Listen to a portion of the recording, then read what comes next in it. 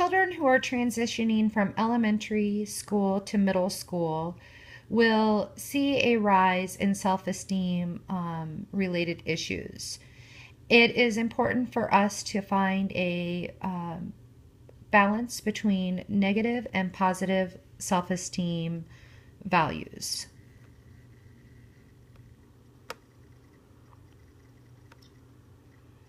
It is also important for instructors to learn how we can get a child to have a good, healthy balance, how we can get children to see themselves as positive people in our world and society. Children's self-esteem development through middle school years is very crucial. Self-esteem basically is an evaluation of oneself. Children in the middle school age tend to kind of compare themselves to others, and that's where we need to find that balance. Teacher and parents should use the authoritative child rearing method during middle school years. We should also look for body language. Are we seeing children that are starting to regress? Or are we seeing children that are adjusting well, making friends, and seem to be kind of even keeled? Or are we seeing children that are overly aggressive with their self-esteem, which in return may be making others feel less than? Typically, a child with low self-esteem, it's a difficult time. It can be for a short period of time, or it can lead to a cycle of failure.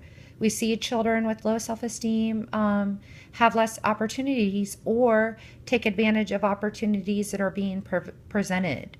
Less friendships are being made, and the child typically becomes more of an introvert. How do we get a child to see that they are good enough? Children with high self-esteem, they tend to succeed. They get along with others. They have more opportunities in school, and they take advantage of more opportunities. They have good friendships.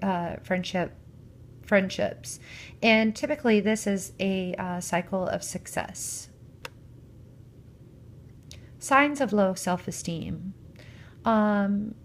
We should look for this. Mood changes, declining grades, less social, gives up quickly. For instance, you're playing a game and things don't go so well first turn, and the child decides that he's quitting or he's giving up.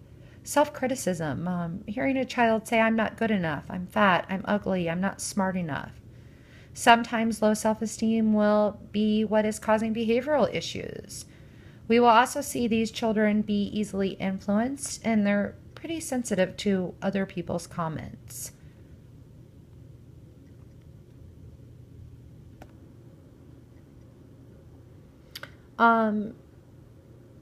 It is sometimes difficult to at first see what a child may be feeling about themselves, and that again is why it's very important to look at body language.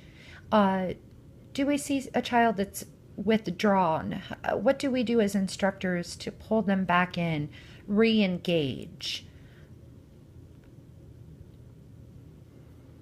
I believe that the authoritative approach will kind of help with all of these issues. So we should listen to children. We should place limits and consequences. This actually is a good self-esteem building tool. If we tell a child, this is the limitation and these are the consequences if you don't follow the limitation or stay within the guidelines of the limitation, it's important to do this because if a child does not complete the task, it gives them the opportunity to be better next time. Or if they do complete the task, it gives them the opportunity to feel gratification. We need to discuss options. What are the options to how we feel? And we need to encourage independence by allowing the child to feel in a certain way that makes them feel good and to become strong in their moral. We must administer love and nurture.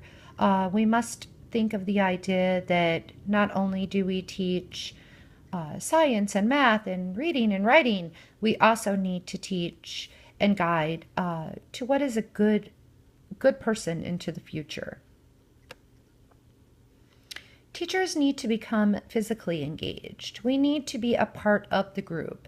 We need to lessen our role as I am the teacher, you are the student, but instead, we are human beings and we are all taking the opportunity and taking advantage of education. We all are learning together. Therefore, lessens the burden on a child who may not be up to speed in math, reading, and science. They feel like they have become a part of the group, that maybe they're not so much different than the others. A great teacher, again, is just not teaching math and science. We take responsibility for our role and how we are shaping our future.